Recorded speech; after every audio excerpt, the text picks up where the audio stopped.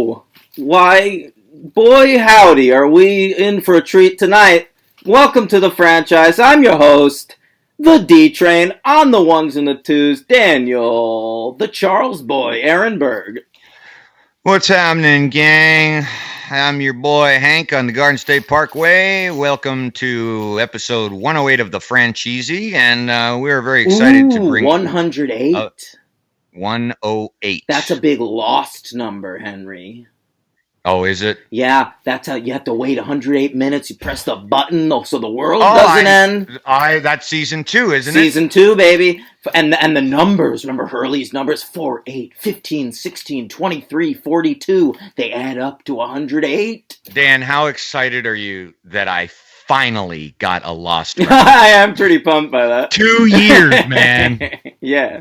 I got to move my mic for a second, folks. This is good. That wasn't that bad. No, it was bad. Hey, okay. We're going to purge today, gang, on the count of 3. 1, 2, 3.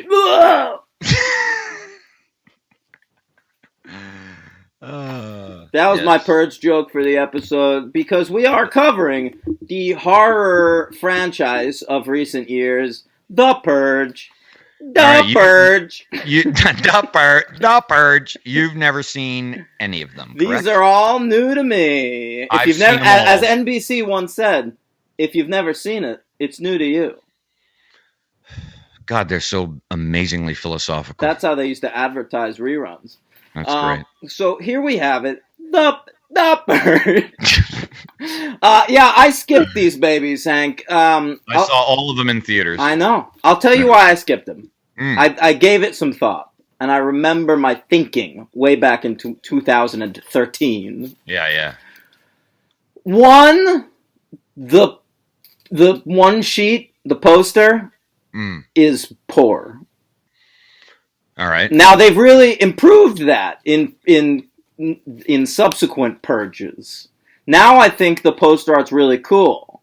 Mm-hmm. They do like a real Che Guevara kind of a thing. Okay. But I didn't like the poster at the time, and the trailer scared me. I'm no fan of torture porn, Henry. Right. Me neither. The trailers were all one night a year.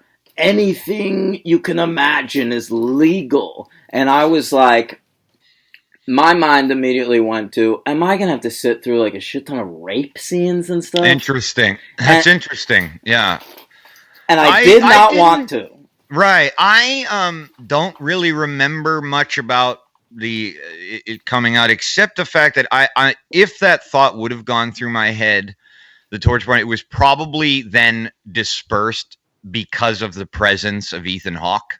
Like, why? At that point, Ethan Hawke. Well, it was pre-Boyhood.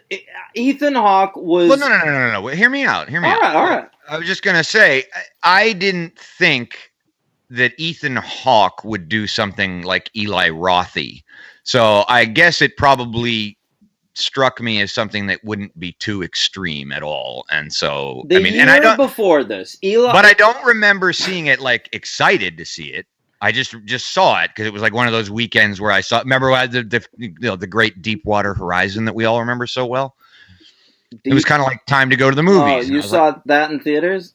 Oh, we've joked about it on the show. I forgot. Listen, Mark Wahlberg. Hey, listen, I've got a real problem here. These actors I hate keep working with people I like. That is an issue. Listen, Kevin Costner's in this Taylor Sheridan show. I've got 2 eps on my DVR, 3 hours worth of content. Have not watched it. I haven't watched it either, but not for the same reason. And then they just announced this, Hank. Peter Berg is doing a new Netflix series. All right? Based on the books by Robert B. Parker about my favorite fictional private investigator, Spencer. Spencer for Hire. Now, they announced starring and executive producing as Spencer, Mark Wahlberg. Oh, that's awesome. Oh boy, that sucks, man. That's really disappointing. I mean, that's kind of like anytime I see like a Philip Roth adaptation, I mean, I'm already going into it thinking it's probably going to be bad. But then when like the cast is so terrible, and you're just like, God damn it! What a Like you bummer. get one shot at it, and yeah. I hear you, man. I feel your pain. But anyway, so that's why you avoided The Purge. Probably also because it wasn't like directed by anybody of any. Yeah, I mean, right? Blumhouse did not have the rep they have now, and I hadn't seen Conjuring yet. Right. Oh, okay. Ethan Hawke the year before was in this movie called Getaway that was this like real trashy action movie that came out for like a week and then like went like straight to streaming. Yeah. And so I was just like, there's nothing here for me. Right. Okay. I don't want to see Ethan Hawke raping people. Well, then I was like, who else is in the cast? Lena Headey? She can't do an American accent. Although Henry, it's improved. See, she's on Game of Thrones doing her regular accent. Right. Don't watch that show because it's stupid. Right. But I watched her years ago on the Terminator TV show, the Sarah Connor Chronicles. It was worse. And god damn, that accent sucks. And in The Purge, not too bad. She's worked on it. I didn't find it that bad. No, totally fine. I didn't find it that good, but I didn't find it that bad. It's acceptable. Yeah. By the way, I saw Unsane, and speaking of accents. Oh my God! How bad is that Claire Foy accent? It's very unfortunate because it's one of the greatest examples of one of the best performances I've probably ever seen. But that accent, I mean, it doesn't ruin it because I really think she's great. I think it's not just the director. The same way. Yeah, it's not just the director. It's not just the way she is great. She's a star. Boy, just make her speak in English accent. I know. We're fine. I don't get it. Terrible, but great movie, right? Yes, excellent. Love it. Okay, back to The Purge. All right. Where were we? Basically, just why you didn't see it. All right. Well, whatever. The Purge. Here it is. Written and directed by a fella named James DeMonico. Yeah. And that name doesn't even appeal to me. He sounds like the type of dude that'd be like, hey, the name's James DeMonico. All right. Can I get you some extra virgin olive oil here? Jesus Christ. Oh, no comment. He'd only made one movie prior to The Purge, and that was this movie called Little New York that no one's ever heard of. But he was a writer before he was a director, and he has written such classics as Jack. Yeah? Jack. Right, I know. I saw. I'm looking at it too. Yeah. The remake of Assault on Precinct 13. I like that. What? Yep. All right. We had this argument a long time ago. I think when we first became friends, I told you that I didn't love it at all, but I thought it was a decent movie. I don't know. I guess it's better than like Rollerball, but fuck yeah. I mean, jeez, yeah. He also wrote The Negotiator, a movie I thought was boring. That sucks. And Skinwalkers. I like that. I don't know what that is. It's a vampire movie. It's got that dude from Roswell in there. I'd be willing to watch it. He also wrote on the Crash TV series. Ooh, I never saw it. How about that? And that's it for this guy. He also. Oh, yeah. I thought you were going to say his directorial debut was. I said Little New York. Staten Island. No. Little New York was his directorial debut. Then he made the first 3 Purge movies. Then booked out, and his next movie is called Once Upon a Time in Staten Island. Oh, and that comes out in, I think, next year. And it's got Bobby Cannavale, because he can do that accent. It's got Naomi Watts. That accent will be interesting. And it's got that really boring actor from The Purge Anarchy. Spoilers. Yeah. Well, that's why we're confused. I'm confused because it's also known as just Staten Island. So, the Little New York one? So this dude, when he's not directing Purge movies, he just wants to write about Staten Island. Should recruit you. So fucking boring. All right, so here he is, James DeMonico. The movie came out June 7th, 2013, on a minuscule budget of $3 million and a box office take of $89.3 million. That's a hit. Yeah, a big hit for the price. Hell yeah. I mean, it was a no-brainer for a sequel.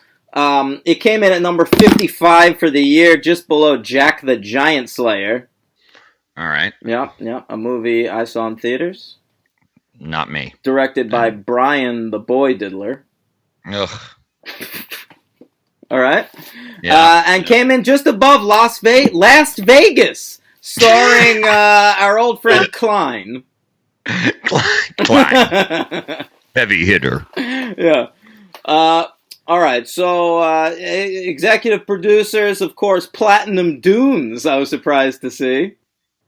Whose is that? That's Michael Bay's old production company. They got into the horror business. We previously covered them with the Friday the 13th remake. Oh, lovely. Yeah, lovely. But they're here, Platinum Dunes. I would love to know what that means.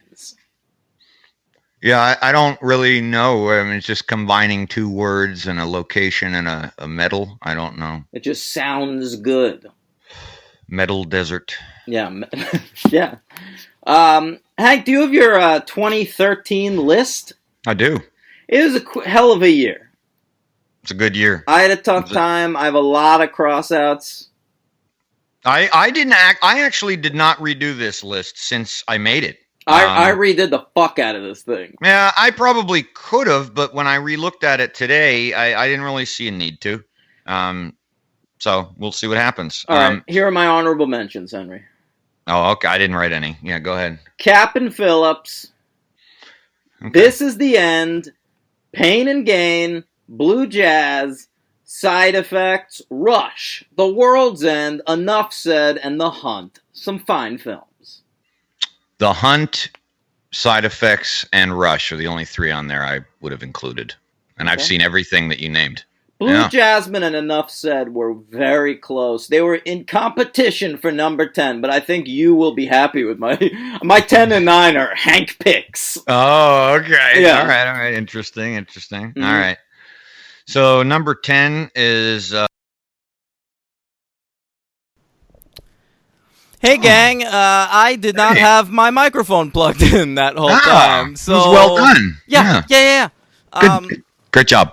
So we're back, and we'll sound normal now. Now, Henry, what's your number 10 movie of 2013? There you go. That's what it is. All right.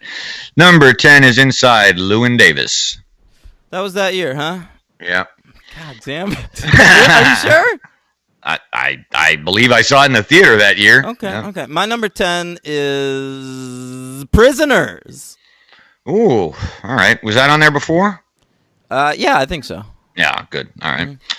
My number 9 is Upstream Color. Ooh, my number 9 is The Place Beyond the Pines, and that has been my Henry picks. Well done.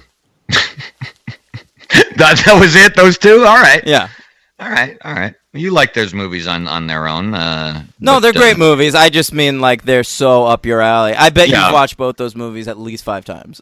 The Place Beyond the Pines, yes. Prisoner is a little hard to take as a rewatchable movie. That's fair. The Place Beyond the Pines, I own. Yes, love it. All right.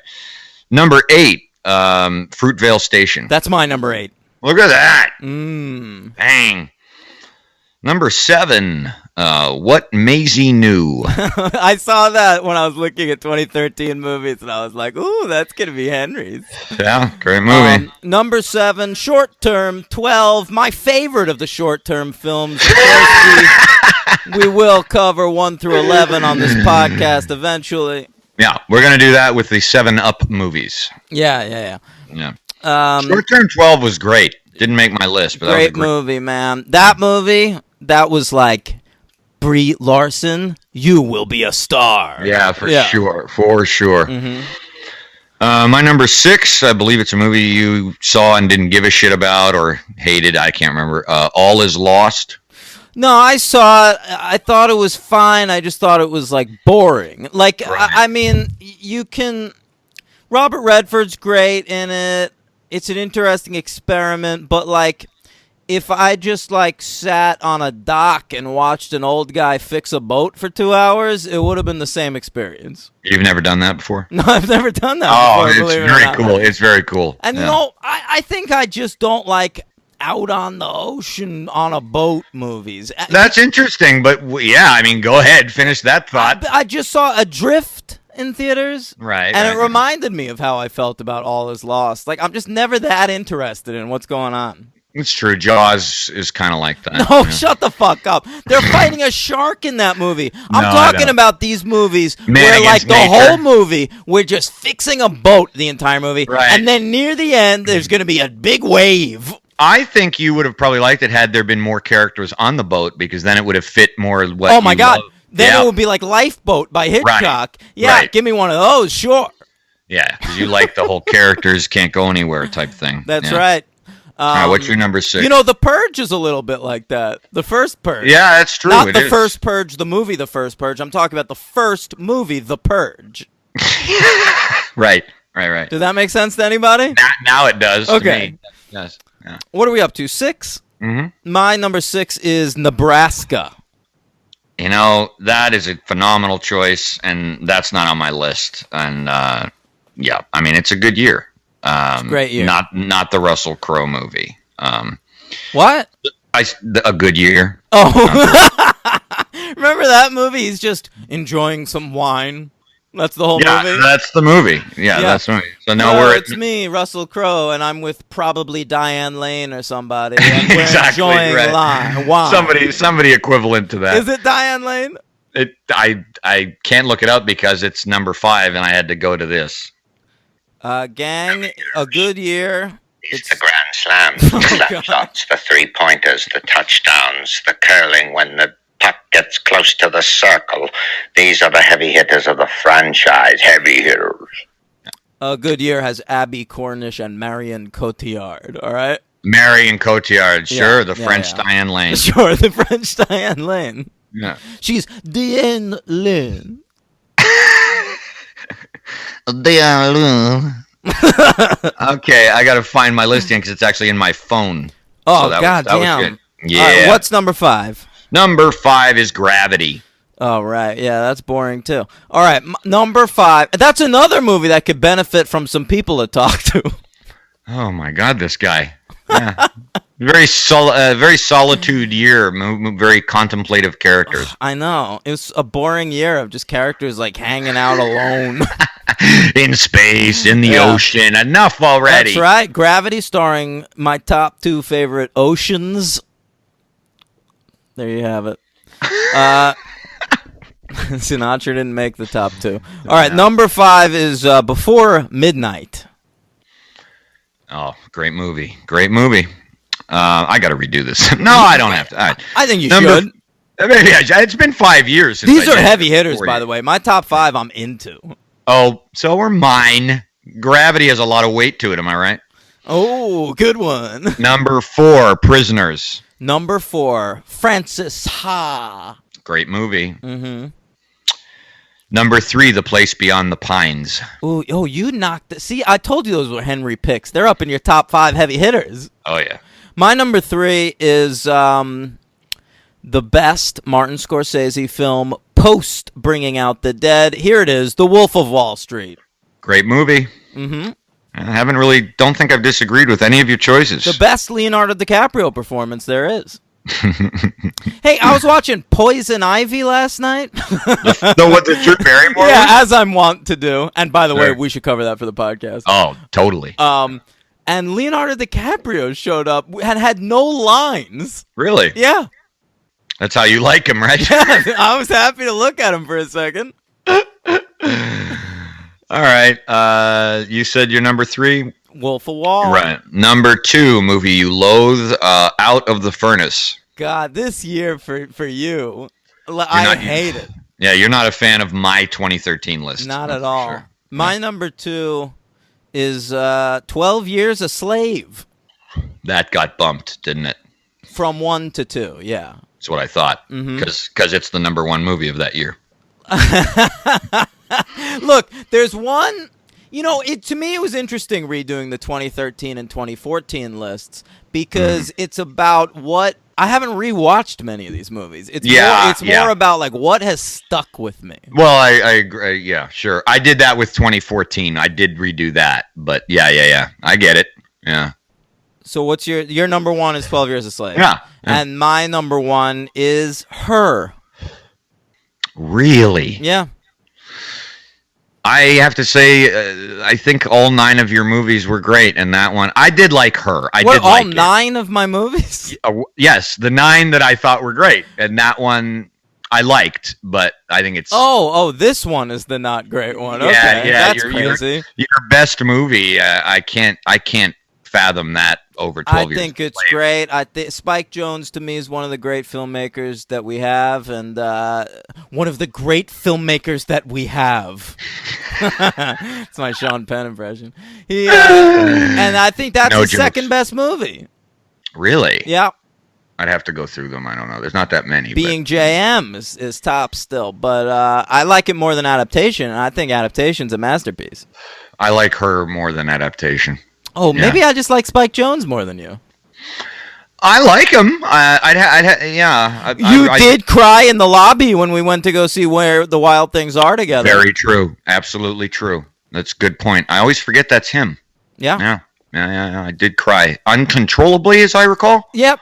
It was hard to watch.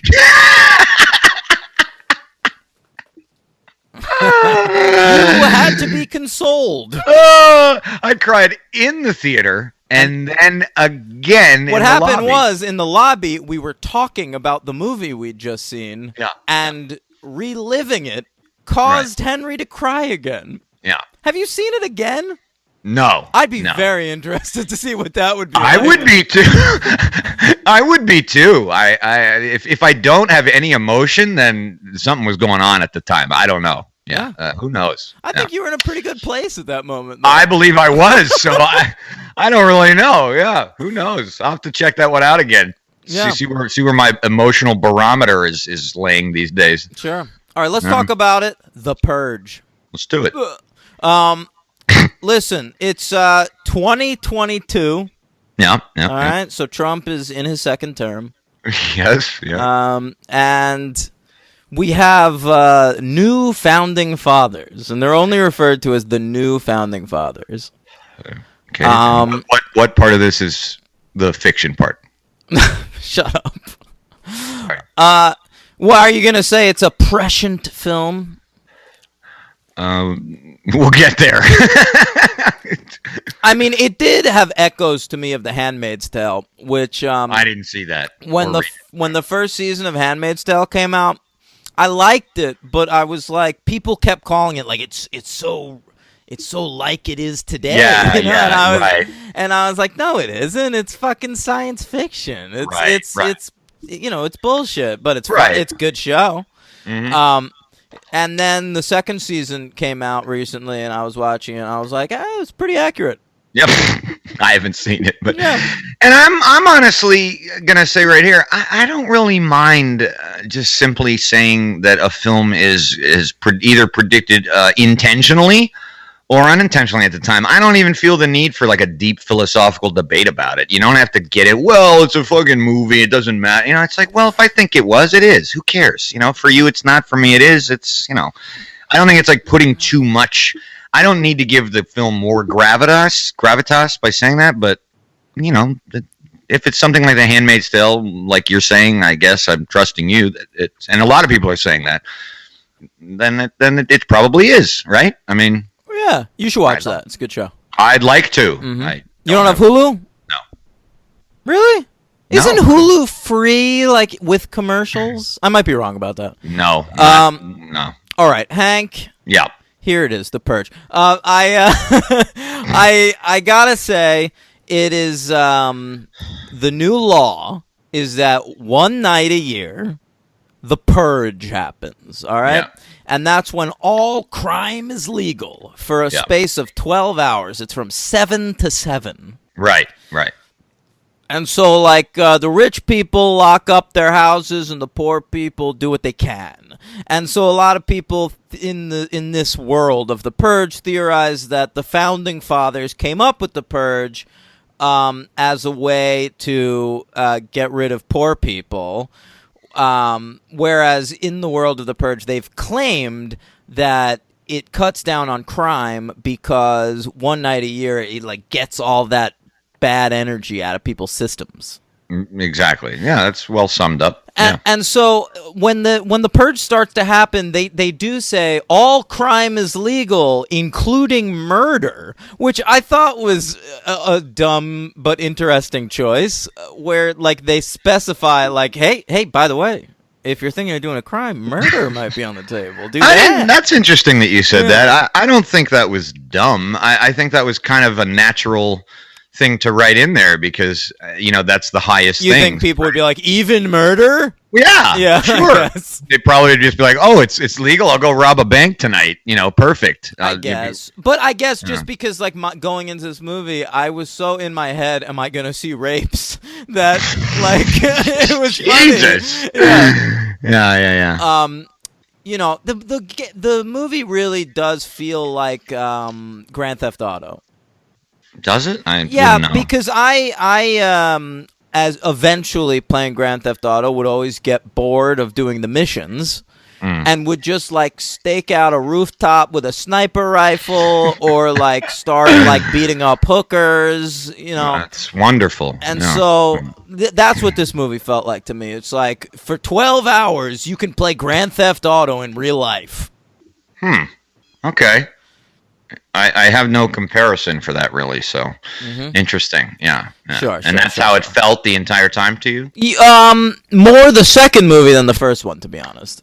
Okay. Because the first one, the movie we're talking about right now, is largely confined to this one rich family's home. Yeah. In a very nice area of somewhere. I don't know if we're ever told. I think it's L.A. I don't know if we are either. The second one's definitely L.A. Well, yeah, but I think this is like the rich areas of L.A. I don't know. Okay. That's why I looked like it to me, but yeah. So the family is Dad Ethan Hawke, who sells security systems, which is a hot business in the world of the Purge, of course.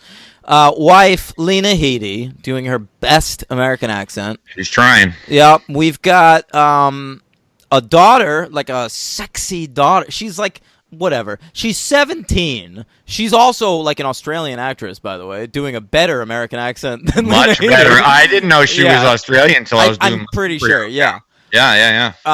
And I listen. I have a problem with this movie right off the bat. This girl, it just has to wear a Catholic schoolgirl outfit the entire movie. But why? I didn't even think of that, to be honest. She's home for the day from school. I don't know. It's just for this fucking director to jerk it to. I'm telling you. Really? Interesting. It reminded me of fucking Sucker Punch, that Zack Snyder movie. Really? Some directors just have like a thing for Catholic schoolgirl outfits, and it is gross. And they put it on the screen. Yeah. And that's it. And so she's just wearing this outfit the whole time, and she's in peril a lot of the movie. She keeps getting knocked down, so you get to see her knickers, and it's weird. Boy, is that interesting. I didn't even. I mean, I just didn't even really. Gotta be honest, even really register. She was just like a teenager who shouldn't be with this older bad kid. That's all I. Is he older? That's right. That's They the say objection. that. They say they that. don't Yeah. say how old, but I mean they registering the objection. So I don't know. There's also a son played by the great young actor Max Burkholder. Are you being sarcastic? No, I'm very serious. He plays Peter Krause and Monica Potter's Asperger's-ridden son on Parenthood, and he's fantastic. Interesting. Yeah. Because he's my LVP. Yeah, because of the character. I don't know. This kid is a piece of shit. Yeah, he bothered me too, though. His acting bothered me. So yeah, I thought it was a little cloying. All right, well, I'm a fan, Max Burkholder. I've been seeing a lot of him lately. I just recently rewatched Friends with Money, the old Nicole Holofcener film. Oh yeah, I never saw it. I've never seen the guy in anything, so. Oh, well, he's like a little kid in that fucking movie. Right, he's right. tiny. Sure. Because that was 2006, and now we're in 13 here. Right, right. All right, so I'm all right with that kid. So, but not the character. The character... Well, this is interesting. Okay. Is bad. He's one of these characters that makes horrible decision after horrible decision for plot convenience to keep the movie going. I thought you were going to say his moral drive was horrible or something. You mean just as a plot device, his decision making is fueled by the need to have things moving in a certain way. I assume we're staying to one location because they have a $3 million budget.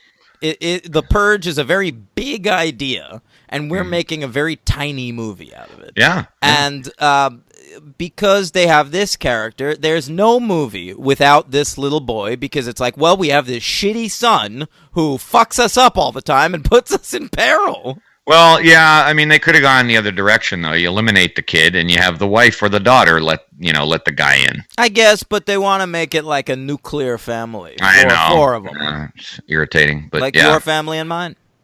It's true. Yeah. Right. So, whatever. The Purge starts. They lock up the house. Right. It turns out that the girl's boyfriend is in the house. He claims it is to tell the dad, like convince the dad that he's a good guy. Right. And the second he said that, I was like, this better be him lying, because it's so fucking ridiculous. In both of these Purge movies, by the way, people are constantly saving important conversations for the night of the Purge. Dude, literally have that conversation any other time.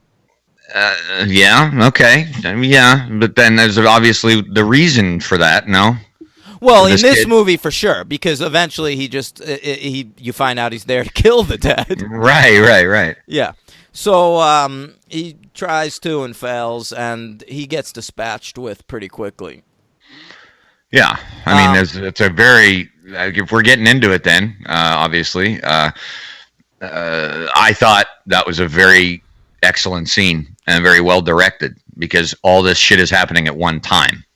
If you recall, like they let in that stranger. Well, I was going to bring that up next. Right. Okay, so there's a black fella, but the actor is Edwin Hodge, who's an actor I kind of like. I've seen him in a bunch of TV.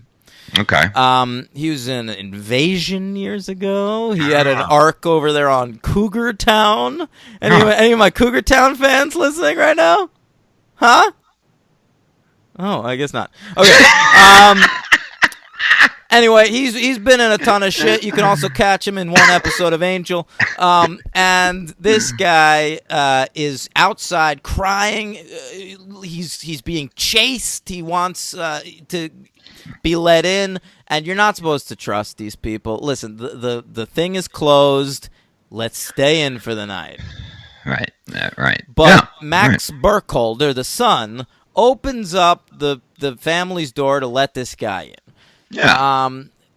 They take him refuge, and no one knows whether to trust him. And before long, these white people show up at the door wearing scary masks, and they want to get in to kill this guy. I'm going to go out on a limb here and say you are not going to give this a positive review, this movie. I'm torn, honestly, Henry. Interesting. Because there are things I really like about The Purge and things I do not like about it.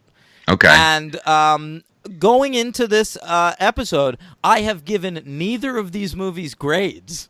I wanted to have the conversation. Oh, okay. Yeah. All right. Interesting.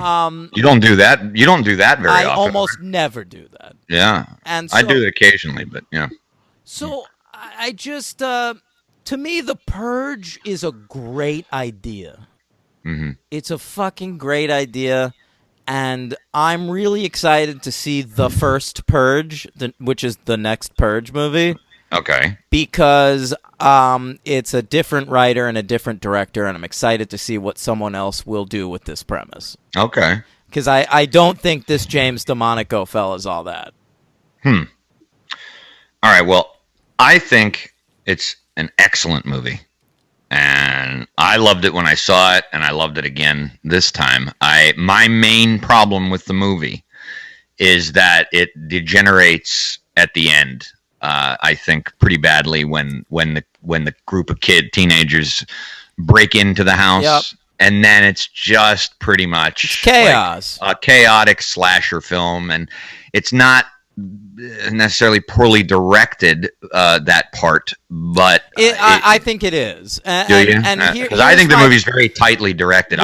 Once the doors close, he shoots the opening quite well. He's trying to set up this like lustrous suburban community, Right, and right. he shoots it like fucking Blue Velvet or something. Sure, yeah. And but then once the doors close on this house, we are shooting everything through this fucking blue filter.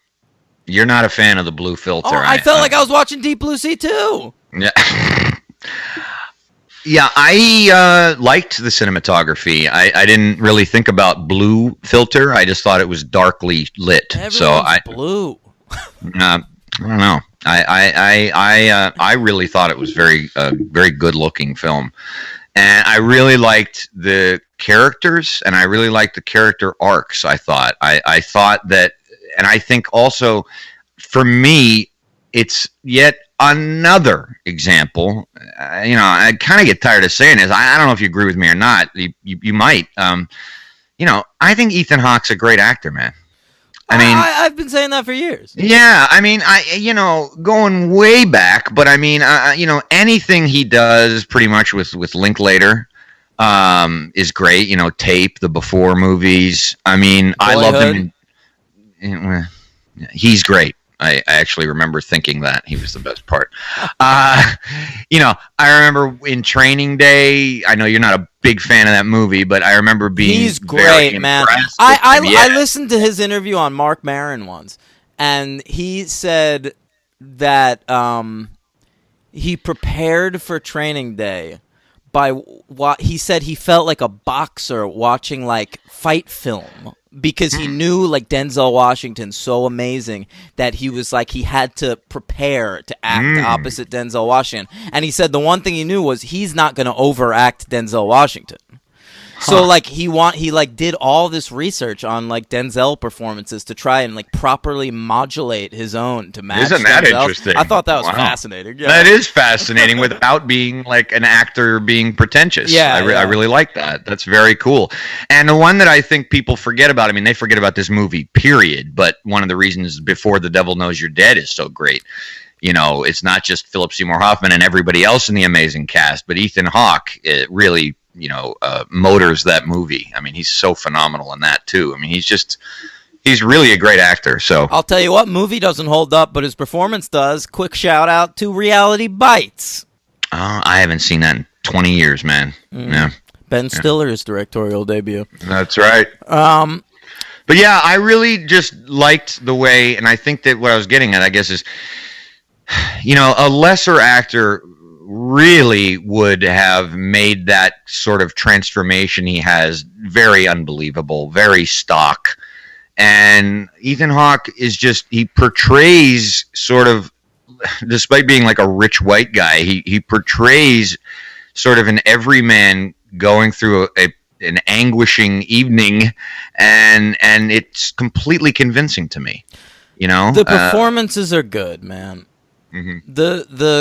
The character arcs are fine. The dialogue's bad mostly. I don't agree with that. I think your worst performance in the movie is not the son. I think it's the fucking villain of the piece. Oh, the blonde kid? Yeah. He's over gilding it a Boy, little bit. is he trying something. I'm not going to argue that. Yeah. It's like Yeah. he's one of these guys who like grew up worshiping Heath Ledger, and he's like trying to do the Joker or something. He's It's almost like a Michael Pitt without the menace. it's a poor man's Michael Pitt for sure. Right, yeah.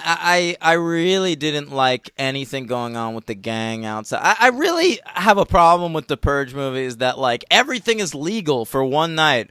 So a bunch of like friends are gonna go out in scary masks. Like what the fuck? I don't know, man. I think that's the case in this movie, but I didn't feel that was the case in the other one. I mean, it's bits and pieces here and there. No, it's done better in the second one.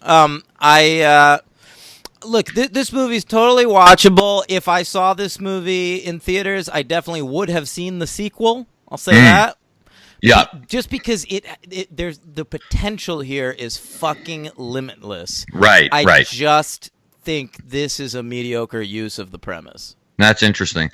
Yeah, I did not. I think, first of all, the premise is very cool, very disturbing, and I think, this guy's idea is executed as well as he's going to execute it. I mean, I don't know, maybe you would have preferred him almost be like story by James DeMonaco and then someone else take over the actual writing and directing. But I disagree only in that I thought he had a cool visual style and take on everything, and I thought he was quite excellent. I mean, and really, if you're not counting that Staten Island Little New York movie, which I guess you have to, right? I mean, I didn't see it, but yeah.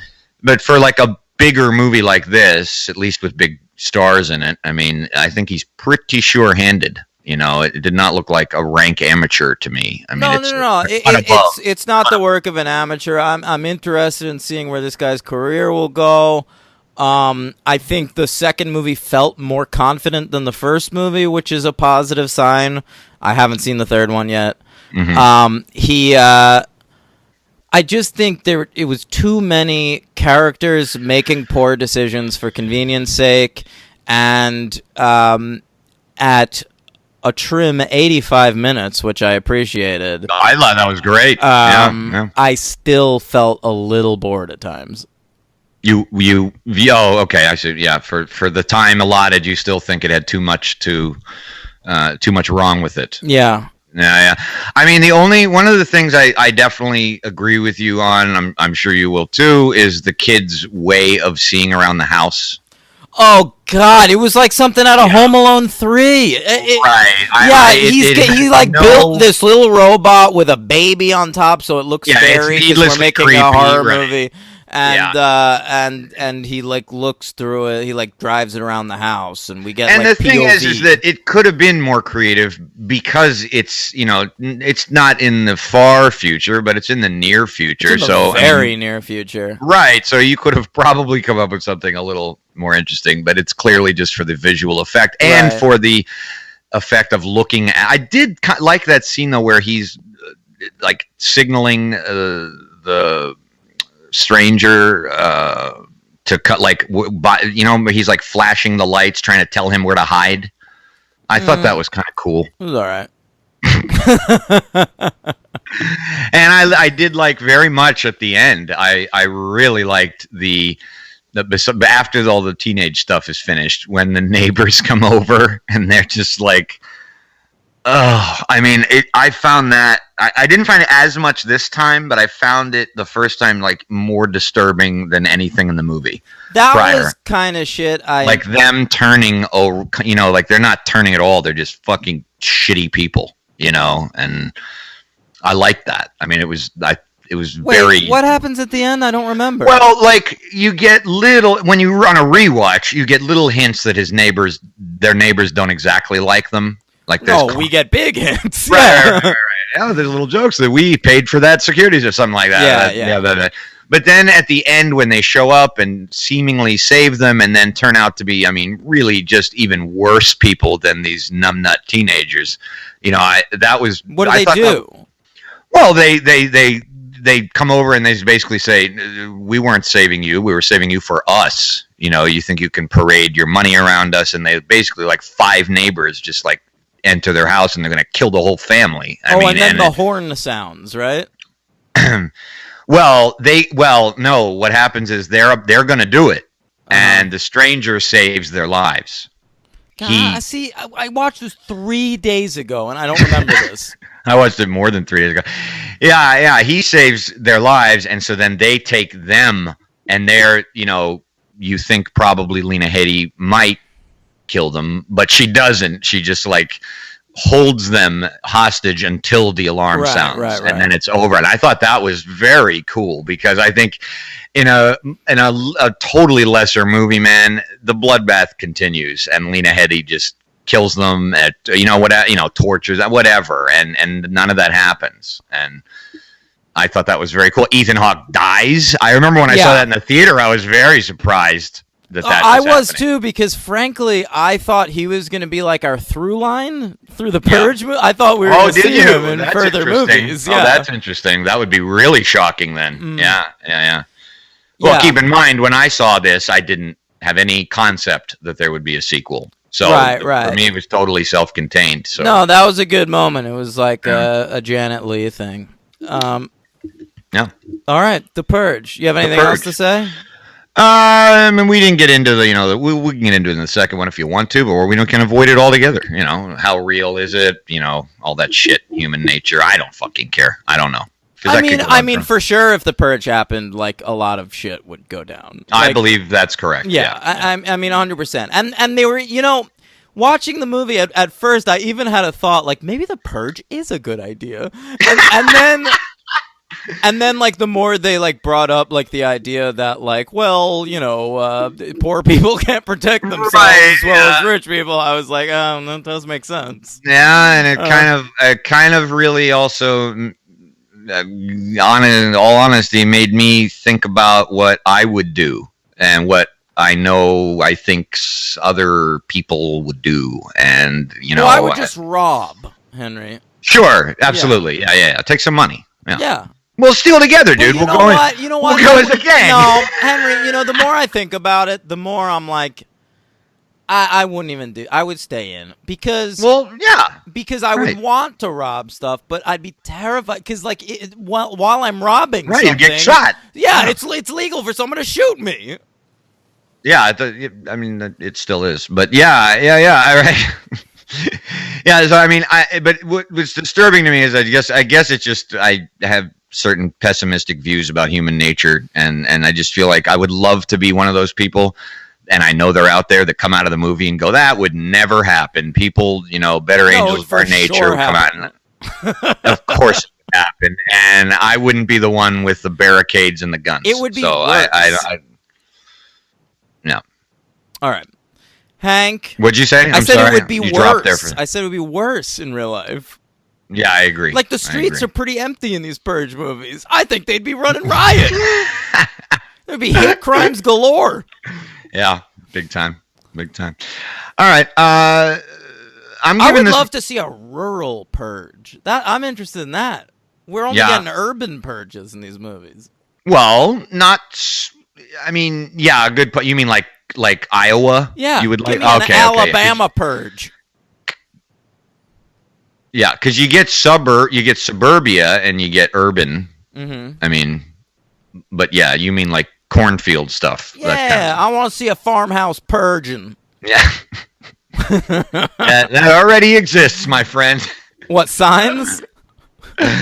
No, I just mean in real life, open carry laws and stand your ground laws. You can, man. Somebody walks 4 feet in your direction, you're good. All right, what do you give this movie? I'm giving it 4 stars. 4, that's very high. Yeah, I fucking gave Electric Boogaloo 3. Okay, that one I gave 3. The first one I gave 4. I think Electric Boogaloo is better than this movie. It's fucking nuts. And I'm gonna give this one a 2. I think. Wow. I think. I feel a little defeated. I thought I might have talked you into a 3. No. Okay. It's a 2. Now, I want to say, if you're looking for a movie that's like this, like a bunch of people having to keep quiet in a house in a scary situation, that's better than this, I'll give you Don't Breathe. That's a very, very good movie. It's just so different. I don't I just really got see vibes the of it like comparison. midway through when I forget what happened. Where like everyone has to be real quiet for a while. And they're hiding in the little kids' true. stupid That's true. fucking hiding place. Yeah, I never thought about Don't Breathe, but yeah, I mean that's true. I think that, like you said though, the premise of this movie is so overwhelmingly fascinating that other movies really didn't. Which is actually an interesting, completely side point, which I didn't think of till now. It really didn't remind me of any other movies. I didn't sit through this movie thinking about other films. You obviously did. It reminded you of that, so. Yeah. Didn't quite hold you as it did me. Well, I think about that kind of shit all the time, even movies I love. Who's your MVP?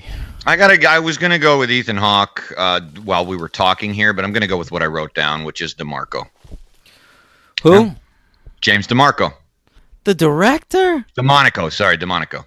That's crazy. Well, as a writer-director, I think it's a hell of a movie, and I want to give him credit. I'm gonna go with. I think without him, I think I'd have a completely less B movie, and to me, it's not that. That's what it feels like to me. Yeah, exactly. I know. Go ahead. My MVP. I'm gonna go with this Australian girl, Adelaide Kane. Despite the Catholic schoolgirl outfit. Well, that's not her fault. No, of course not. Yeah, she's on this show called Rain that I've watched a couple episodes of too. It's pretty good. Yeah. And there you go. I thought she was very good.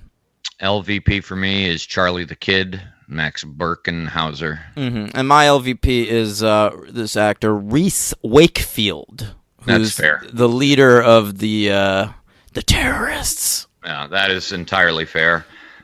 He's going to be in season 3 of True Detective. Did you know that? I didn't know they were continuing with that show after the train wreck that was season 2. They're going to give it another shot. Oh boy. All right. I got to ask you more about that off air because I want to know more. All right. So it is time for. All right.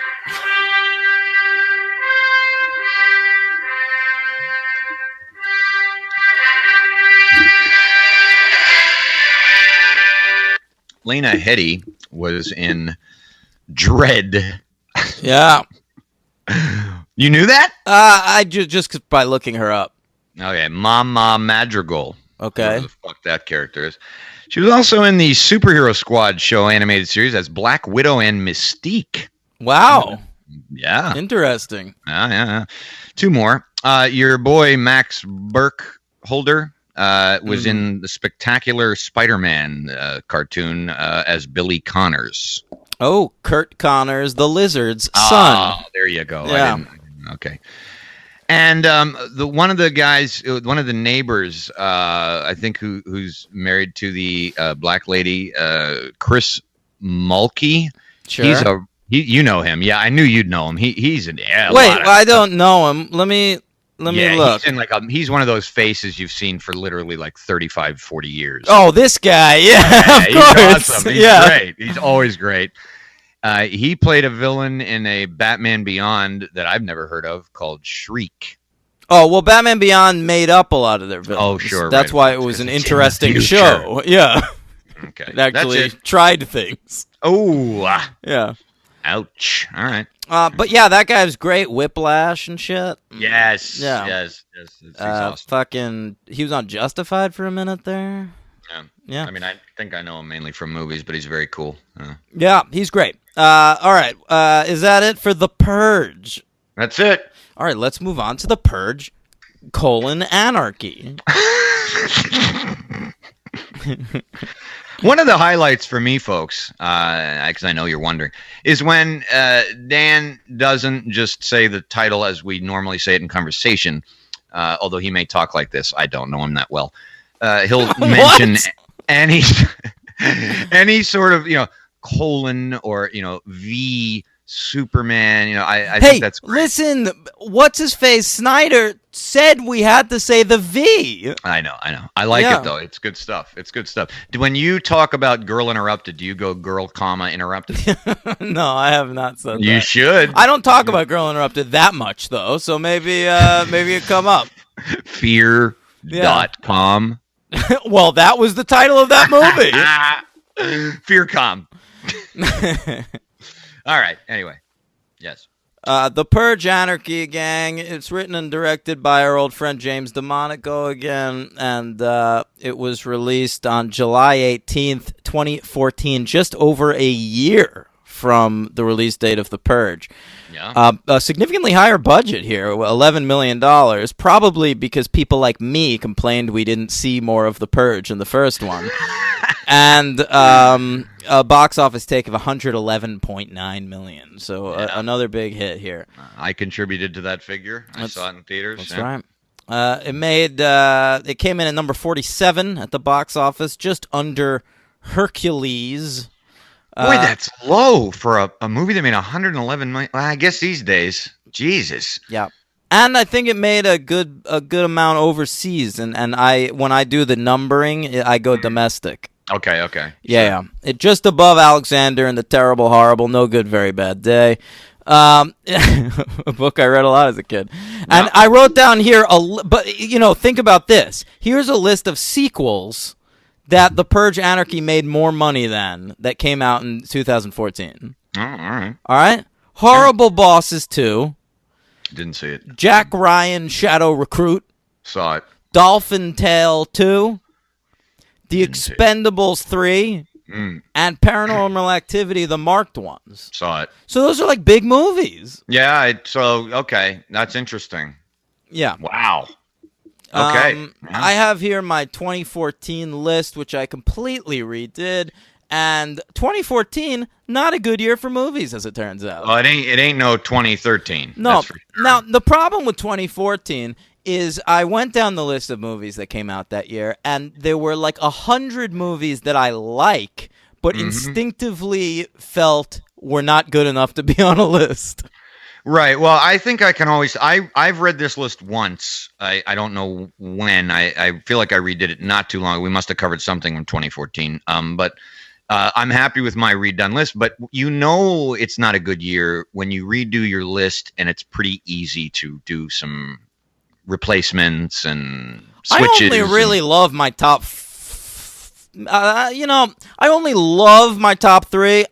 I'm only enthusiastic about my top 6. I love, I'd say, 3 movies and artfully appreciate like 3 or 4 more. All right, what's your number 10 here? All right. Roger Ebert, Life Itself. That's my number 10, making its list debut. Oh, okay. Yeah. I think it was much higher on my list. It got bumped. Mm-hmm. Yeah. All right. My number 9 is Enemy. Right. Oh, right. And now I know what your number 1 will be, too. All right. My number 9 is Happy Christmas by Joe Swanberg, making its list debut. My number 8 is another movie I don't think you've seen, Jodorowsky's Dune. That's right. I should see it. I didn't see it because I'd read a lot about that thing. Right. I think you should see it because you like him as a director, do you not? Jodorowsky? I don't. I'm iffy. I don't like The Holy Mountain. That was the big one making the friend rounds. Remember that? Everybody was watching Holy Mountain. Yep, and I was not one of the ones that got into it. Oh, yeah. Maybe you and me were alone because I thought I remember being at a fucking party at Alex Halajian's house. It was on? And he just had the Holy Mountain on the TV. I think I was at that same party. Yeah, sure. Okay, so what's your number 8? Oh, my number 8 is David Gordon Green's Joe with Nicolas Cage. That's a great movie. Mm-hmm. That's a great movie. Yeah, but I saw it long after. My number 7 was the great documentary. 3 documentaries on my list. I remember that about this year. Yeah, Night Will Fall. Right, it's a Holocaust thing, right? Yeah, about the movie Hitchcock was going to make about the Holocaust and actually had footage, and then they just kind of did a documentary about that. And it's really amazing. Yeah. Number 7, I have The Grand Budapest Hotel. I actually liked that movie. It was the lone Wes Anderson film I've liked since 2001. A Space Odyssey? Space Odyssey. Yeah. Same page. All right. Number 6. This really jumped down, and I don't really know why, because I do love it, but Whiplash. Oh, that should be higher. My number 6 is Gone Girl. Okay. See, Gone Girl was lower on my list. My number 5 is. Oh, I'm sorry. I always have to remember that this needs to be done. So it's just forgive me for a second. Heavy hitters. Oh. These are the grand slams, the slap shots, the three-pointers, the touchdowns, the curling when the puck gets close to the circle. These are the heavy hitters of the franchise. Heavy hitters. All right. You join along. I like it. I like it. You can't help it. No, Yeah. it's infectious. Yeah, it is. The number 5 movie of that year is still Alice. Thank you. It's pretty good. Thank you. I remembered that. Oh, yep, because it's about Okay. All right. Alzheimer's. Number 5, Henry. Here it is, Snowpiercer. Get out of town. I can tell you didn't care about this year at all. Because I like Snowpiercer too, but come It was on. fun man. as shit, man. It was. and we're trapped somewhere. Okay, all right. The train was a little bit long to be trapped, though. You know, I liked it when it was more contained. And then all of a sudden, we're going 18 miles. No, but I like that, though. Then we walk through a classroom, and Yeah, it's everyone's fucking eating nuts. bugs. It's fun. John Hurt's great. It's always great to see him. Sure. All right, number. Didn't recognize Chris Pine till halfway, or fuck, Chris Evans till halfway through the movie. Gotcha. Yeah. Same thing. My number 4, which used to be my number 1, and this makes Dan so happy, I'm sure, is Birdman. Full title, please. I don't know it. Birdman, or the unexpected virtue of ignorance. Yes. A POS and a half. You know why it dropped for me? Because for It's me, terrible. No. Good line. It's not something I've ever really needed to see again. But when I saw it, it made a big impact on me. So I can't. Made a big impact on me too. Made me angry. Yeah. You're not a fan. No. Number 4 for me is and this choice goes out to The One I Love. Oh, damn. Damn. Yeah, there you go. The One I Love man. with Mark Duplass and Elizabeth Moss over there. That's great. That's great. Yes. All right, now we're up to the real heavy hitters. My number 3 jumped up a notch or two. That's Gone Girl. My number 3 is also, I think, higher than on my previous list, and that is Nightcrawler. That is my number 2. Mm-hmm. My number 2 is Whiplash. Yeah, I believe that used to be my number 2. My number 1 movie, and probably the 5th movie on my list, Dan Lock. has never seen. This doesn't happen very often. Mm-hmm. Lock. Yep, I knew it. Yeah. I remember that you loved that movie. Skipped it because of the Hardy Boys. Right, but it's it the only really time does you get- have the Hardy Boys in that movie. No, that's not that one. Oh, is that Enemy? You're thinking of the one. Jesus Christ. No. You're thinking of that terrible thing that I even skipped, where What? he plays the British gangster twins. Oh, that's what I thought Locke was. What? All these years? Yeah, all these years. You stupid motherfucker. Jesus. No. Yeah. It's him The driving. Cray twins. No. You thought that I loved that movie? Yeah. Jesus Christ, man. Oh, he's driving in a car. He's by himself and he's talking on the phone. Henry, driving I to- conflated those two movies. I thought this was a movie about the Cray twins driving around in a car. You're so full of shit. Are you being serious? serious. My God, folks. Okay. So maybe now you'll give it a shot. I was already willing to give it a shot. I just haven't yet. No. This is a superb movie. I recommend it to everybody. Lock. All right, my number 1, not on your list, and that is, of course, the best movie of 2014, the easiest choice on my list, and that is Boyhood. Okay. Yeah. That's 2014, huh? Jeez. Yep. Wow. Okay. Good for it. All right, The Purge Anarchy. It's the next year, and we're gonna settle in at The Purge with a bunch of different groups, and they're gonna converge eventually. Yeah. All right. So group number 1, I'll go in order of how much they interested me.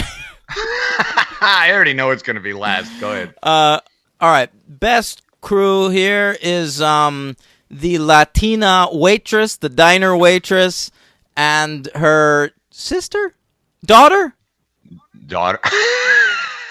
She's my sister and my daughter. Yeah. Episode 25 of the franchise. Is that 25? Could you pull that? No idea. I just completely made that up. We have covered. It's one of our fun episodes and one of our more esoteric picks. Yeah, I think it's one of our least fun episodes, but well, that's not true. Probably. We had a real Good nice point. time talking about the two Jakes.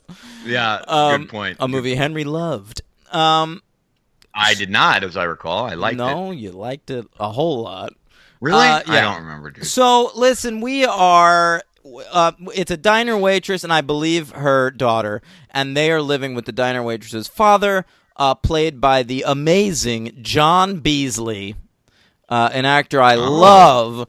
And he played, of course, Irv, the narrator on Everwood. All right? Okay. But he's been in tons of shit. I love him and was very excited for him to be in this movie. But very quickly, I didn't recognize him at all. Yeah, he sells himself to a rich family to get money for his kid, and they murder him in a ritual. Right. Yeah. Right. Which was pretty cool. But I really was hoping he'd be in more of the movie. Okay. So we get those people, and they leave to look for him, right? That's right. No, they don't leave at all. They stay in the apartment. Oh, they get invaded. right. Okay, well, yeah. They get invaded by the lustful superintendent first. Yeah. Right.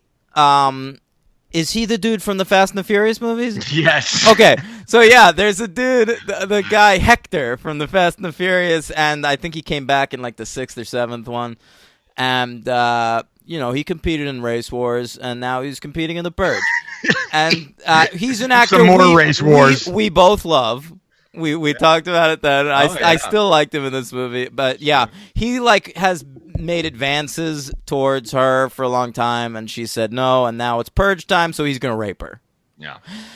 Ooh, okay, rape time, and now you finally got there. Now she, so they take off, and they get rescued by a dude who we'll get to.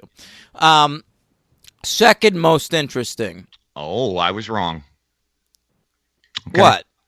I thought for sure that you were about to say was your least interesting. No. He is the least interesting. I'm skipping past him until later. That's what I said. Yeah. I thought he would be your second, most interesting. I thought. Okay.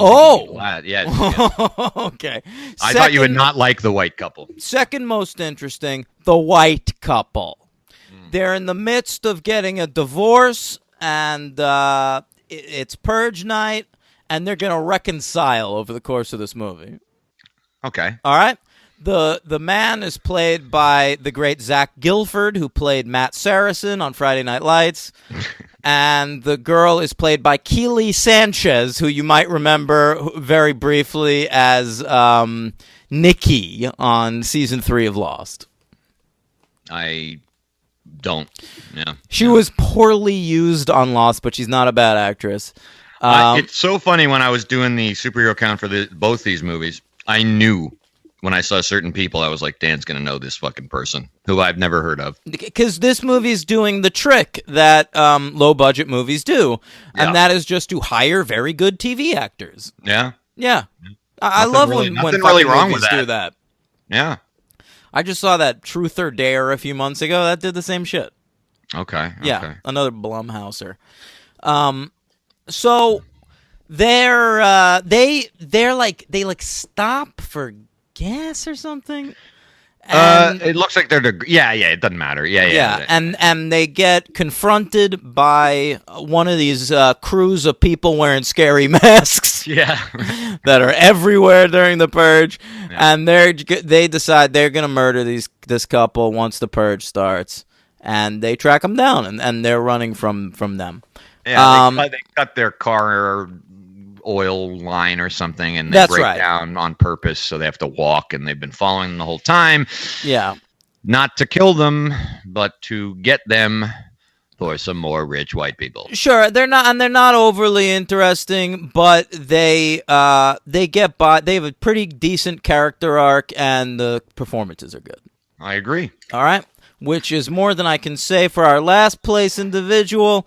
And he is his family. They were all killed in Central Park by a gang. And now he has a huge artillery, and he's going to murder supervillains, and his name is Frank Castle, the Punisher. So good. So good. Yeah, I know, but I thought he was great. I fucking hated this character. Really? Mm-hmm. I don't get that at all, my friend. I mean, Punisher references aside, I thought he was fucking awesome. Part of it is the performance. I love that actor. I love him. I think he's actively bad. Frank Grillo, huh? Mm-hmm. Wow, I think he's great. He's a marble mouth guy. He doesn't enunciate. He's fucking boring and sad, and I wanted this guy. I was so sick of him by the end of this movie. I was completely invested in his character. Loved him. Thought he was great. I thought he was great. I mean, he's my LVP by a lot. He's my MVP. Oh God, that almost never happens. Wow. Yeah, I mean, the character is just a ripoff of the Punisher, and the performance is shitty. I will say, once we find out his actual motivation, like at the very end of the movie, I thought that last sequence was good. Okay. So we find out his son, my son, I miss my son. His son was like in a hit and run by this drunk driver, right? So he decides alcoholics are all demons, and because this guy accidentally drove and killed his son, he's going to murder him during the Purge. And so he shows up at this couple's house and walks into their bedroom with the intent on killing this fella. And the guy who was the dude who ran down his son is a much better actor than Frank Grillo, who I would have been a lot happier to see more of in the movie. That's a fella named Brandon Keener. Interesting. Yeah. He's done a lot on TV. I disagree with pretty much everything he said, but that's all right. That's what we do here. Yeah. I found him captivating. I found him saving those people, even though it's, borderline cliche. It worked because of the way it was written and shot. I mean, I thought that it was very suspenseful. I think Frank Grillo really holds the screen. We're really disagreeing. Oh my God! He doesn't belong anywhere near a multiplex. This guy. Get him to stars stat. He's not even home box office. He's stars. No crossbones in the Marvel MCU for you, huh? Oh, he's Crossbones, right? I mean, that's a great character, but like they don't ever give him anything to do in those movies. No, they don't. Yeah, but yeah. But I just thought everybody in it was great. I mean, we get some fantastic cameo appearances that someone like me would recognize, like Michael K. Williams. Well, he's more than a cameo. I mean, Michael K. Williams is an internet rebel. In the in this movie, Omar from The Wire, of course, Chalky White. He's trying to let people know about this theory about poor people being taken down by the Purge, and it kind of bothers me that it's a theory in the movie because it should be so obvious. But I'm not saying that's unrealistic because for sure Republicans would try to disagree with this. Of course, yeah. Of course. There's nothing more American than the Purge. That's right. Blessed be America, as they say. Right. And blessed be the new founding fathers. We get to see one of the founding fathers in this movie, which I was excited about, but he's just a nobody. Boy, I don't remember that. Yeah, you'd think it would be memorable. Well, when does this happen? You see him on TV. He is not granted a name. He's just the Chiron just says new founding father. Okay, well, okay, all right, yeah. All right, but Michael K. Williams is fucking awesome in this movie. As is another great character actor from forever. We get Jack Conley. I was gonna bring up Jack Conley. I fucking love Jack Conley. That I is was awesome. psyched to see him in this movie, and he's badass and great. Oh, he never disappoints, man. He plays a character named Big Daddy in this fucking movie. I mean, it's so and he's just yeah. gunning people down with like some kind of high-tech Gatling gun the whole time. Yeah, he's baller. I love that guy. One of the only actors, Henry, to have appeared as different characters on 3 different Joss Whedon shows. Is that right? Buffy, Angel, and Firefly. You get to see Jack Conley show up. Yeah. I'll throw out another fun cameo. I mean, it's just an actor who was a nobody at this point, but has since gained some level of fame, and that's Lakeith Stanfield from Atlanta, soon to be starring in the much buzzed about film Sorry to Bother You. And there he is, just as one of the fucking masked weirdos in Jack Conley's van. Oh, okay. Yeah. Wow. Sure. Fun to see him. Interesting. Yeah. So, what did you think about like that? Did you think that the different set pieces worked, like having to go get the car and then them lying about the car and the whole thing about happening in the apartment of her friend? Some worked, some didn't. I thought the apartment was the high point of the movie. Oh, yeah. Okay. They go to hide out in her diner waitress friend's apartment, and she's drunk, and they're watching like Purge coverage on the TV, which is great because of course everybody would be doing that. Yeah. And you think something weird is going down where she's drunk. She's like really drunk. We see her taking pills in the bathroom, and you're like, she's gonna fucking do some weird shit. Exactly. Yeah. But then it's a nice little bait and switch. It turns out that she's been boning her sister's husband. Right. And all of a sudden, her sister, who's been a pretty much a non-entity in the scene up until now, gets up and just fucking caps her sister. Yeah. And I got to tell you, I only saw this movie the one time in the theater. It was only my second time watching it. I completely was convinced and completely fishhooked into thinking it was going to be the 6 Feet Under. Me too. Yeah, right. She's Rico's wife on 6 Feet Under. Yeah, so I totally forgot. Didn't matter. It really held up. Totally cool twist. Worked for me like gangbusters. But again, another problem for me in the Purge movies is just people making stupid decisions. Because after that shit happens, she's killed her fucking target, bro. Just stay in the apartment.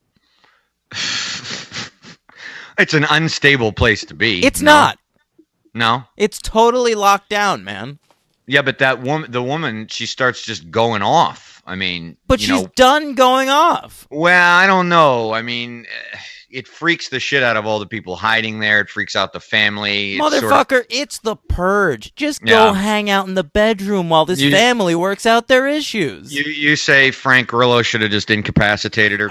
Look, Grillo, yes, he should have done that. Takes out SWAT teams. But I know Grillo is just trying to, like, fucking get to this poor alcoholic fella. I think the diner waitress and her daughter and the white couple, and only one of them is white. We're calling them a white couple, but the girl's a Latina. Oh, she looks white. I know, but her name's Keely Sanchez. Okay. So I think they should have stayed in the fucking apartment. Interesting. That would have created a very big, interesting, completely different way of finishing off the movie. But then there's so many moments in these Purge movies, both of them, where I'm like, if the characters did the rational thing here, the movie's over. But I think that is isn't that somewhat specious, an argument, because we're in a horror thriller type movie? So you could say that about so many. I know, but it's aiming higher. I can't judge this on the same level I do Friday the 13th Part 7. Okay. It's aiming higher, and Friday the 13th Part 7 is a good one. So the new So blood. you think because it's aiming higher that it shouldn't fall into that stuff? See, I don't care. This kind of goes back to what I was saying, slightly related to whether it's a possibility in real life. I don't really care if it's aiming higher or it isn't aiming higher. It doesn't matter. It's a fucking horror movie, and It's not people- really though. I thought Thriller. it was It's more of a going. I thriller. thought it was going to be a horror movie, and it's Yeah, not. It actually did go through my head when I was watching the first one. I was kind of like, it's really kind of a misnomer to call it a horror movie. I mean, it's really more of a thriller. And that's why I think they changed the marketing. The first one's totally marketed as a horror movie, and Yeah, now they don't really do that anymore. No, yeah. But I just didn't. Yeah, I didn't mind all that because I appreciated what the movie was trying to do by taking us through those streets, showing us different areas. I mean, we go underground. No, I into the loved it. subway. That I wasn't that interested in, but I thought it was a good idea. I just think it was too much of it comes down to a bunch of dumb characters doing dumb stuff. All right. And that being said, this movie I liked more than the first one because the scope of it was bigger. It was a brighter movie. The first one was just too fucking dark. And I just cared more about everybody. Mm-hmm. Like in the first movie, if you don't care about this family, you're fucked. Yeah, Like that's you have very nothing to give a shit about. That's and true. so like in the second one, I didn't care about Frank Grillo, but I still had other people that I did want to see through. Mm-hmm. Yeah. And I mean, what about that sequence with Michael K. Williams when he finally appears? Baller. It's amazing. Totally baller. Yeah, it's awesome. Yeah. I mean, so you wouldn't get to those points if characters made more realistic, but rational that's what I'm decisions. saying. I think like the way these movies are plotted out is we have things we want to do, and we have to make our characters stupid in order to get to them.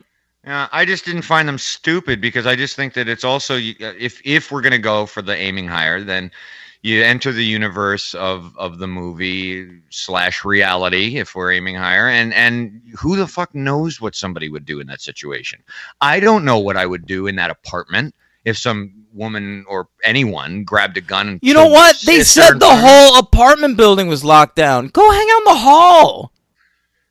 Yeah, but it isn't really locked down, right? Because they break into it anyway. I mean, the army, the paramilitary, whatever the fuck they are, I mean, they can get in anywhere. So it's really not safe, you know? I mean, I don't know. I I forgot completely also that in the subway sequence, they weren't safe. I didn't remember that. I thought they went in there as a conduit to get somewhere else and just got out. I didn't remember that there's like a whole fiery truck following them. I mean, you know. Right. I don't know, man. Sometimes I just don't mind when a movie just wants to impress me with certain shots and all that, and how it gets there still has my interest. I gotta be real impressed. Yeah. Like, I prefer the action in a movie like this to some of the action in Fast and the Furious because it's just, I don't care for a lot of those sequences in those movies, and they become boring. But And I this movie care was more just about the tense. characters in Fast and the Furious than any of the didn't. characters. Are you fucking serious? You don't care about Brian and Dom more than you care about fucking Grillo? Well, they are family. Yeah. Yeah, I don't. Get out of here. That's I don't. bullshit. That's because you have distance from those movies now. Really? Watch Is that The really? Purge and Fast 5 back to back. See what happens. Let's have See, the listeners put them go on back at and the listen same to our time show. and see which one you're gravitating At the towards. same time. Yeah. I love it.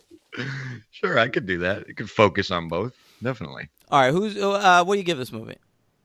I'm giving it. Oh, you know what? I have so many fucking notes, and I haven't been looking at my notes. I have one Go ahead. problem. The rapist, does he have to have yellow teeth? We have to make him that gross? Didn't notice. Yep. Actually, we You are covered looking at these things with literally a magnifying we glass. covered most Just of have these. a much bigger TV. We than covered you. most of these notes. I have one bad line of dialogue. I'm guessing you're a pain in my ass or a pain in my ass. Someone goes like, "Are you a this or a this?" Right. Yeah, it's stupid. That's like I have a line Omar coming to inject life into this shit. That was a good note. Yay, murder alcoholics, so noble. Someone read too many Punisher comics. These are the kinds of notes I'm taking on the Purge Anarchy. All right. All right. You know, your Punisher thing is valid for people like me and comic book fans and or fans of the new Netflix show, but for the vast majority of people who don't know what the fuck you're talking about. Excuse me. The vast majority of the people that don't know about the comic that's been around since the 70s or the 4 movies they've made out of him or the TV series that's on Netflix or his appearances on the other TV series on Netflix. They're out there. Sure. They're out there, man. They certainly don't know his backstory, man. I would argue that the cross-section of the Punisher and Purge audiences is pretty high. Well, that might be true, but Yeah. I don't even know. I mean, I don't know. I'm not sure about that. A horror fan, thriller fan, whatever, is not necessarily a comic book fan. But they're a Punisher fan. Okay. Oh, come on, these don't horror argue that. douchebags, they have skulls on their shirts. Yeah. Yeah. For Iron Maiden. No. What do you give this movie? 4. I'm giving it a 3. Okay. Yeah. I'm giving it the same rating as I gave the first one, but I like it more. Yeah, that's fair. I was worried you were going to give it a 5. That would be insane. I'm close. Okay. I don't have an LVP. Oh, God. Nope. My like everybody in MVP. Who can it be? Jack Conley? No, someone with a bigger role. Doesn't have to be. You know what? Shout out to, who's this actress? Carmen Ejogo. Yeah. Okay. Sure. I liked her. She was great. Yeah, I haven't really seen her in that many things. Hey, she's gonna be in True Detective season 3 too. Oh, there you go. Wait, she was in Alien Covenant and Yeah, I Roman remember J. seeing that. Israel and Fantastic Beasts. I've seen her in tons of shit. There you go. All right, so I thought she was pretty good. Zach Gilford is always good. All right. Well, I'm gonna go with Michael Kenneth Williams. Hey, we also see the fucking the black dude that they take in the That's first movie. right. That was kind of That's a right. cool little through line. I love that. Yeah, that was great. Great.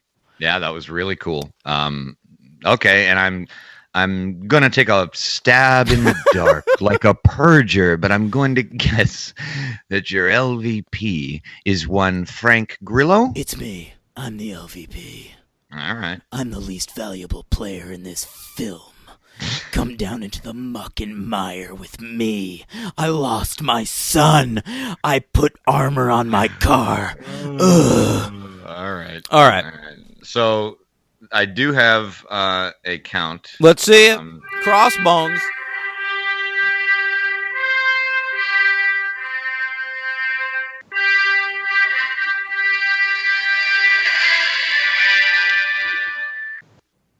That's right. Captain America Crossbones, Frank Grillo. I'm going to run through these because there's like 7. Jack Conley was an Agent Carter. You Yeah. remember? I don't remember, but not that shocking. Right, Colonel Ernst Mueller. Our boy Noel Guglielmi. Hector from the Fast and the Furious. Right, was in The Dark Knight Rises as a prisoner. Yeah, I remember. He's Must one have of come these up, yeah. dudes. You just see him. He'll show like he's like a really good actor, but like he's totally happy to show up in your movie and say 3 lines. Yeah, and be completely stereotyped. in Yup, everything. yeah, he oh my god. He makes me think of Jan. Remember Jan telling us like he had a cousin that's like always like gang Right, members right. and drug Yeah. dealers? That's what Yeah. this dude is. It's true. It's true. And then Castulo Guerrera, who played a character named Barney, who I can't even identify, was in Lois and Clark. The New Adventures of Superman. That's right. Mhm. The New Adventures of Superman. Michael K. Williams. I think we've covered him in something or mentioned him, but I didn't remember this. He has a little cameo, and at that point, I think it would be a cameo for him. He was big enough in 2008 as a bystander in Harlem during the big fight in The Incredible Hulk. Wow. Who remembers that? Me, Mm-hmm. because I love that movie. Nico Nicotera who I thought you might know. He was the cheating husband in this. He played the cheating husband. Yeah, in the apartment, the one who was having it on with. Oh yeah, that guy. No, I know he was a Sons of Anarchy guy, but I never watched that show. He's in Gotham playing Derek Delaware, whoever the fuck that is. great show. It's a very Gotham name. Great show. Derek Delaware. Mm. And finally, the man who played your favorite alcoholic, Warren Grass, was played by an actor named Brandon Keener. That's right. And he was in the 2014 theater production of Teenage Mutant Ninja Turtles, playing a newscaster. And in Agents of S.H.I.E.L.D. Theater production. That leads me to an interesting point. What if we find an actor that was in Spider-Man Turn Off the Dark? Oh, I'm not going there because that'll make my search 10 times harder than well, it already if is. Bono is ever in a movie we cover, you can That's mention fine. him. Yeah, Absolutely. He was also in Agents of S.H.I.E.L.D. playing Agent Harlan. So if you like Brandon Keener, you can see him in that. yeah. To all my Brandon Keener heads out there. That's right. Yeah. All right, let's wrap it up, buddy. Yep. The Purge, Anarchy. They're improving. I love them both. The only reason Anarchy doesn't get 5 is it's not quite a perfect thriller, but it's damn close, and I might revise Is The Purge, Anarchy not a perfect movie?